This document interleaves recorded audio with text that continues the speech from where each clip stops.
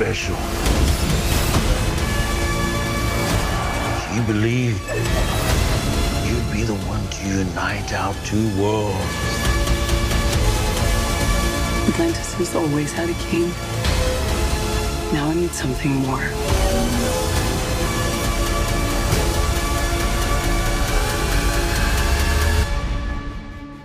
What could be greater than a king? Howdy y'all, Andy here, and welcome to another episode of King's Comics. Y'all have been asking for it, y'all have been waiting for it, so here it is. My spoiler-free review on Aquaman. Now I've got spoiler reviews for Into the Spider-Verse and Aquaman coming up, but I try to only review or give a spoiler review for a movie if I've seen it 2 or 3 times. So that spoiler review for Into the Spider-Verse is coming, but here's the spoiler-free review for Aquaman. And y'all, I just gotta say, y'all gotta see this movie. Y'all gotta see this movie and make your own opinions, because this is probably the most confused I've been after seeing a movie since Venom. I'm still digesting it. Once again, I'm not a movie reviewer or critic, but I love superhero movies, and the state of the DCEU is very, very complicated right now. There's just a lot of inconsistencies with the tones of the movie. This is also kind of one of those movies, right? Aquaman, clearly in the trailers you see it very lighthearted, but it's got a lot of comedy. It's got a lot of things going on in the movie that they do really well, especially the characterization and portrayal of Black Manta, both the kind of father-son relationship you see in the beginning of the film. But this actually plays into, well, once again, this is not a spoiler review, but they do a lot of right in terms of sticking to certain elements of the comic. That being said, once again, this is a very dynamic change in tone for DC as they try to include a, lighter tone to their series and progress a little bit further away from the darker tone that was from the outset of Man of Steel and Batman vs. Superman. In fact, we start to see that turnaround with Wonder Woman. It kind of gets jacked up when we see Suicide Squad, but I have to say that in the DCU, if I were to rank them, well, I'm a Man of Steel apologist. I actually liked that film, but if I had to rank them, I'd say that Man of Steel still stands as my favorite. And then I'd honestly say that, I'd have to say that this is tied with Wonder Woman. No, because Wonder Woman was actually the first best film of the DCEU. And by the way, I'm not counting the Christopher Nolan Batmans because those are part of a different kind of movie section or movie era for the DC universe. So I'm not even gonna count those right now, but I will try to get a DC movie countdown, including those, the Burton Batman films, the Christopher Reeve Superman, all that action going on. However, sticking to the main current DCEU, I'd have to say that Man of Steel is up there just because of the portrayal of Superman. Once again, personal opinion. Please hold your own. Please don't beat me up for that opinion.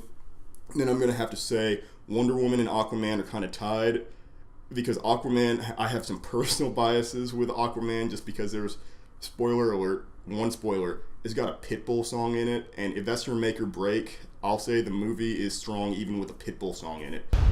That was the worst pep talk ever. That's how much I like it.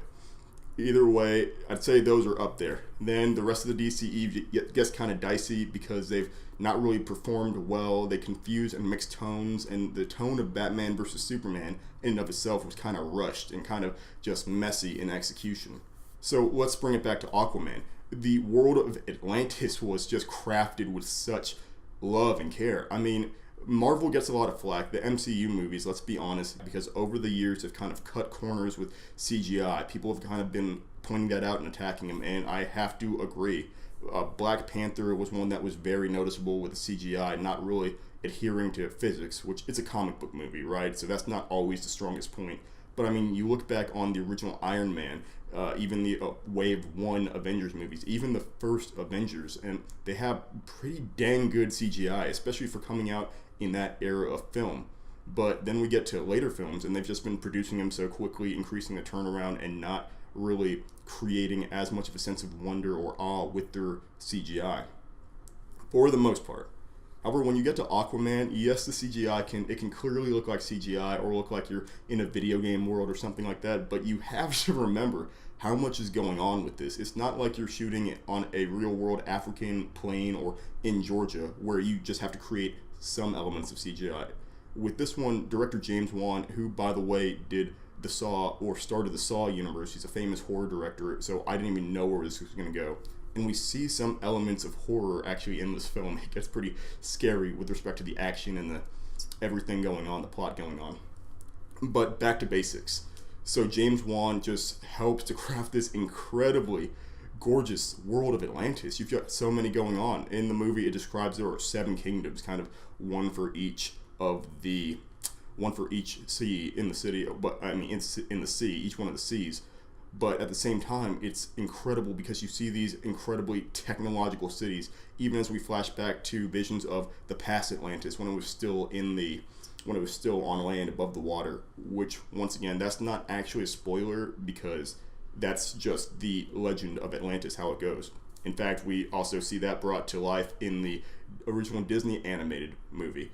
But in this one, we see this beautiful CGI city, we see this awesome technology, we see fantastical and mythical creatures, some of which are solely invented for the purpose of the film, but some of which also take their inspirations from real world, I'll just say legendary creatures founded in real world mythologies. So that's honestly just beautiful to see played out. The action was wonderful. We get to see both Mera and Aquaman's powers on display, and it looks gorgeous, I just have to say, because we're seeing one of the people honestly consider Aquaman to be a B or C class hero in some respects, just because he doesn't get a lot of playtime, as well as with respect to the Flash, Green Lantern, Superman, Batman, Wonder Woman. How do you really stack up a dude who talks to fish? But they play it off well, especially with his ability to communicate with aquatic creatures. That also has a lot of play in the film, and doesn't it all look cheesy or ridiculous? It gives him a sense of regality, as well as this origin story about someone who's trying his hardest not to be a king, not to be a hero, which we get glimpses of in the Justice League movie. But this is played out all the more because we see, after the events of Justice League, for better or worse, him doing his best to be a better hero. He's inspiring people to action. He's kind of a role model now as this bridge between the top-dwelling world, land, and sea, the cities and cultures of Atlantis. But it also causes a lot of political and racial tension in the film, as you see that Atlantis wants, for the most part, nothing to do with the land, and those on land are wanting Atlantis to exist, or they're wanting proof of Atlantis. So this also becomes this kind of xenophobic narrative that you get between these two worlds colliding, and Aquaman's role as being the true heir of Atlantis. That also comes into play with the main villain, Orm, who many people, or those who have read the comics, know that Orm is this titular hero called Ocean Master, which some kind of villain, some of these villain and hero names that come out of comics can be a little bit ludicrous, but they play it off well. Case in point, Aquaman's name comes from the fact that he's referred to as this kind of creature of the sea, this man, this people don't know whether he's this merman, this human. It's similar to why people call Batman sometimes the Batman, because you get this sense of this mythical creature or this mythical being not having a true place in the world, that people don't know if he's actually a man or a bat or actually a man or a mermaid. You just know that he's in the water. But that all coming together, this was, I don't know how to say it other than I highly enjoyed this film, especially for a DCEU film. If you saw mine and Sean's review on Venom, you understand that we had very mixed feelings about it, especially him from a movie critic and fan perspective, and myself from a movie goer as well as superhero fan, knowing some of the history of Venom.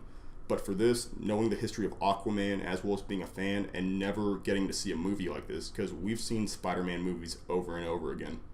Not that that's a bad thing, but getting to see Aquaman on screen for the first time, apart from Justice League and some other animated features and television shows like Smallville, getting to see him on the big screen for the first time in the full kind of glory and rendering of him being this bridge between land and sea and actually being in Atlantis, you getting a scope and scale of what this lost city looks like, was just a rewarding experience. And I really hope that with the current direction and trajectory of the DCEU, they can keep this up. I'd love to see Aquaman in more films or an Aquaman sequel. They have a lot of sequel potential, and they even kind of correct things that we saw in the trailer, such as the Black Manta suit. It gives some foundation as to the Black Manta suit, as well as it looks a lot better in action than we saw in the trailer. Personal opinion, it looked kind of like a chunky Power Ranger suit in the trailer, but it looks a lot better in the film. But with the current, I keep getting off track, with the current state of the DCEU, right, we have a lot of mixed tone, we have a lot of mixed narrative, but with the current trajectory of it, seeing Aquaman come out, as well as seeing Shazam on the plate, on the timeline, as well as maybe hope for a Flashpoint movie, which the Flash movie with Ezra Miller keeps getting pushed back and pushed back. But we've got a lot of hope coming up, especially since James Gunn, after being fired from Marvel in a less than graceful manner, is about to direct, allegedly, Suicide Squad 2.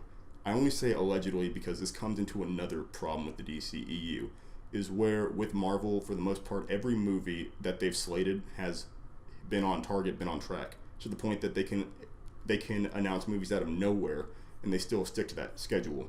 Case in point, the Shang-Chi Master of Kung Fu movie that's about to come out, which I'm pretty excited for, just knowing the character's history as a Kung Fu... Sorry, I'm getting distracted because I'm here to talk about Aquaman. I want to see more Aquaman in films. I'd love to even see him interact with maybe Ben Affleck's Batman in the future, rejoining the Justice League, but also how he interacts with Wonder Woman and even Shazam outside of Justice League, because we got to see a glimpse of those interactions.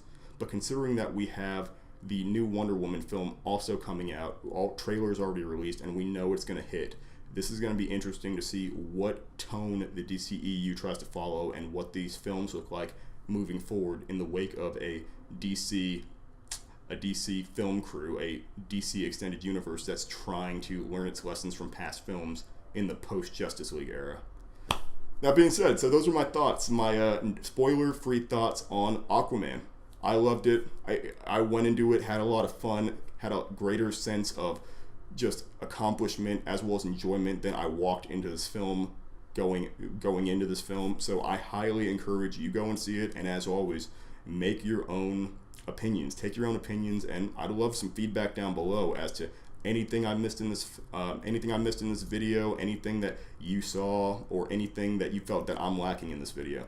Because this is spoiler free, I'm still learning how to do this, but also I want to know what you're wanting out of a spoiler free review, as I'm about to do that, in addition to my Into the Spider-Verse spoiler free review, my Into the Spider-Verse and Aquaman spoiler packed and Easter egg packed review. So that's all I've got for today. Thanks for tuning in. If you liked this video, please hit the like button, please subscribe, and hey, please, as always, drop a comment down below. I hope I've been doing a good job of hitting up all your comments. I'm a little backlogged. The responses from y'all have been awesome, just seeing all this feedback, seeing all this commentary, and seeing what you guys want to see in the future. And you'll notice I've got kind of a change of scenery. I'm working on that too. People have pointed out that I don't emote or gesture enough, and I'm trying to get better at that, but I'm going to need a lot more space if I'm going to do something like that. So thanks again, y'all, for watching. This has been another episode of King's Comics, and tune in next time.